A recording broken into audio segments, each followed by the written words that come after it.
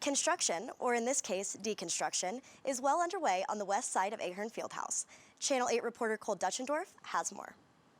The original gymnasium and natatorium attached to the west side of Ahearn Field House have been torn down, with about 60% of the work being done. The project sought to address a $480 million backlog, which was caused in part by maintenance needed at many buildings around campus. Tearing down the building is estimated to save the university around $30 million, according to Ethan Erickson, the Vice President of Administration and Finance.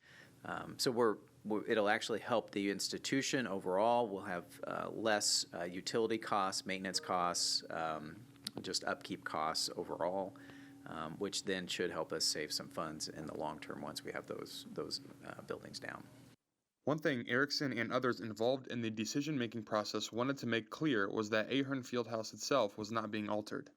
I understand the confusion for sure, but resoundingly, the field house will remain and will be a large focus of the visioning process through the campus master plan. Kansas State plans to involve the community for deciding what to do with the green space that will result from the construction.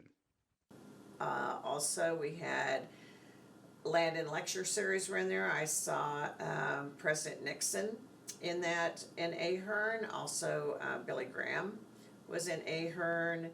With Ahearn being a hub of both athletics and cultural events in the past, alumni have fond memories of the building.